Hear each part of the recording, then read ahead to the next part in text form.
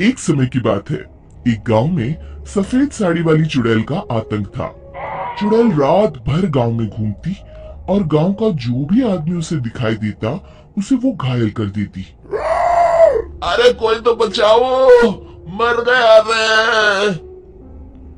एक रात हरिया अपने खेत से अपने घर लौट रहा था कि तभी अचानक उसके सामने चुड़ैल आ जाती है। अरे बाप रे, ये चुड़ैल कहाँ से आ गई?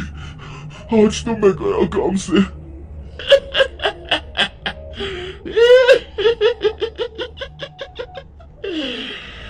आज मुझे मेरा शिकार मिल गया। अरे चुड़ैल दीदी, मुझे छोड़ दो। जैसे ही चुड़ैल हरिया की तरफ बढ़ती है, हरिया वहां से भाग जाता है और अपने घर के दरवाजे पे पहुंचता है। अरे भगवान, जल्दी से दरवाजा खोलो, मेरे पीछे चुड़ैल पड़ी है।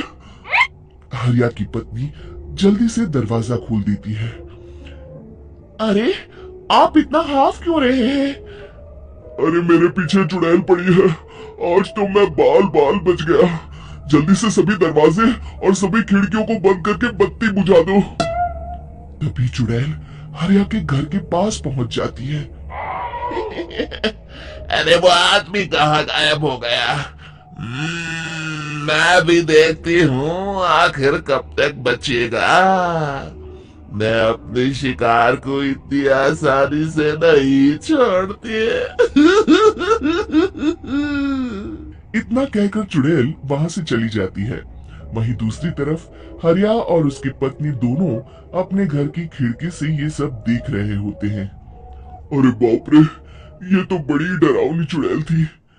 अगले दिन ये बात आग की तरह पूरे गांव में फैल जाती है और धीरे धीरे लोग चुड़ैल के डर के मारे शाम होते ही अपने घरों से बाहर निकलना बंद कर देते हैं। कुछ दिनों के बाद भाई, मैंने तो इस चुड़ैल के डर के मारे रात को अपने खेतों को पानी देना बंद कर दिया है। कहीं मेरी फसल सूख गई तो मैं तो कहीं का नहीं रहूंगा। साहूकार का कर्जा कैसे चुकाऊंगा? अरे भाई, पूरे गांव वालों का यही हाल है। पता नहीं ये चुड़ैल हमारे गांव में कहां से आ गई। फिर एक दिन गांव के पास वाली नदी के किनारे एक बहुत बड़े तांत्रिक के आने की बात कुछ गांव वालों को पता चलती है। वो लोग जाके ये बात गांव के मुखिया को बताते हैं। मुखिया जी, नदी के किनारे एक बहुत ही पहुंचे हुए तांत्रिक बाबा आए हैं, हमें उनसे मदद मांगनी चाहिए। मैंने सुना है वो बड़े बड़े भूतों और चुड़ैलों को अपने वश में कर लेते हैं। मुखिया जी सभी गांव वालों को लेकर उस तांत्रिक के पास पहुंच जाते हैं। ओम फट स्वाहा, ओम फट स्वाहा। तभी तांत्रिक अपनी बंद आंखों को खोलकर कहता है, क्या बात है? तुम सब लोग यहाँ क्यों आए हो? मुखिया जी उस तांत्रिक को सारी बात बता देते हैं। अच्छा, तो ये बात है। और तांत्रिक अपनी आंखों को बंद कर लेता है।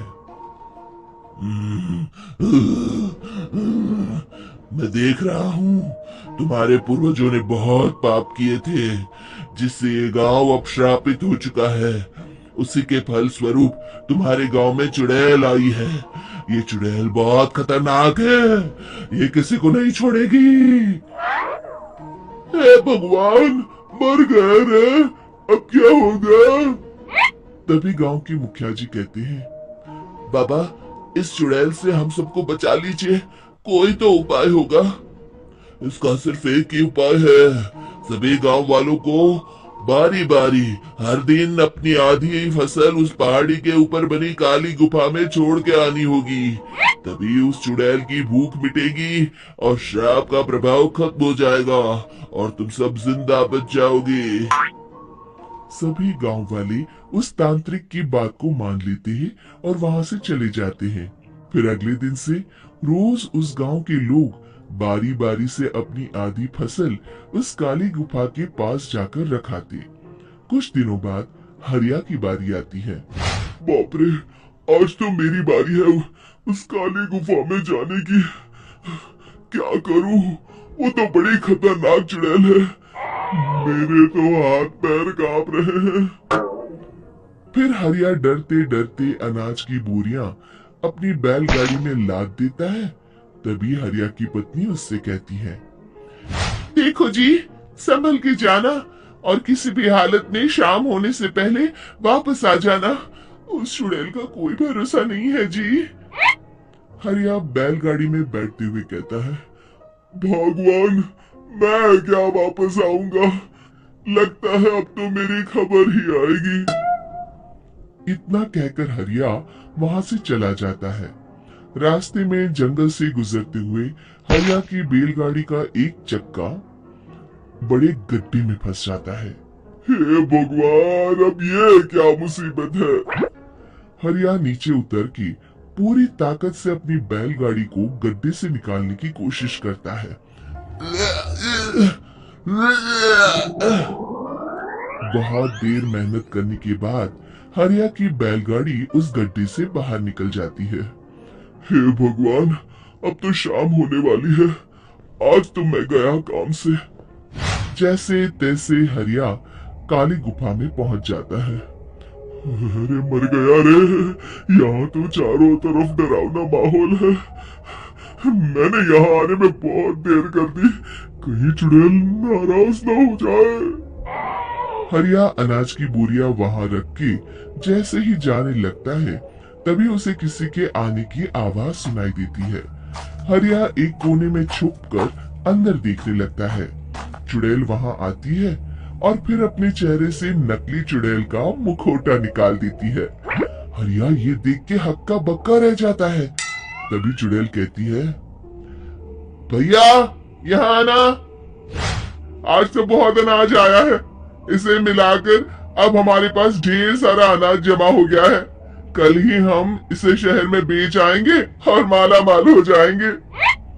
तभी अंदर से नदी के किनारे वाला तांत्रिक बाहर आता है। अरे, ये तो तांत्रिक बाबा है। हाँ, अब तो हम दोनों की जिंदगी मजे में कटेगी। गांव वालों को बेवकूफ बनाना इतना भी मुश्किल नहीं था।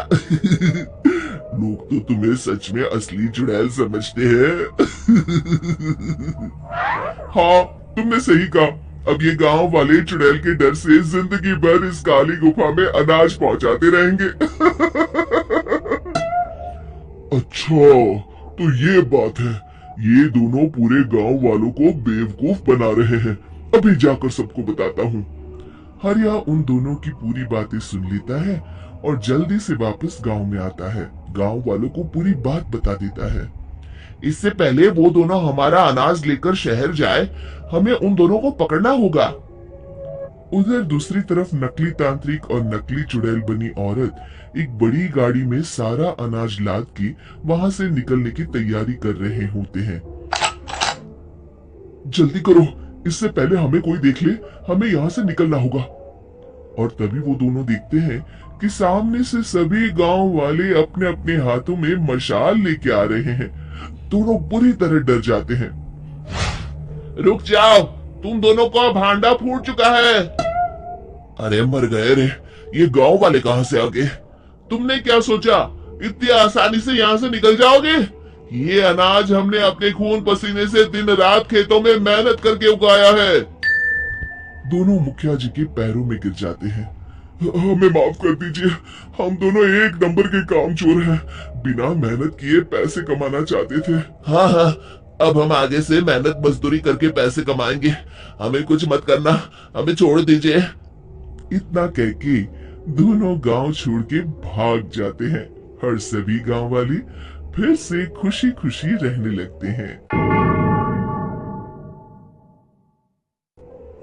शिक्षा, तभी तो कहते हैं कि किसी भी समस्या का समाधान केवल सूझबूझ से ही करना चाहिए और कभी हिम्मत नहीं हारनी चाहिए। दोस्तों, हमें उम्मीद है कि आपको हमारी ये कहानी पसंद आई होगी। कृपया हमारे चैनल को सब्सक्राइब करें और सभी अपडेट्स के लिए बेल आइकन जरूर दबाएं। और हाँ, वीडियो लाइक और शेयर करना मत भूलिएगा। Bye bye.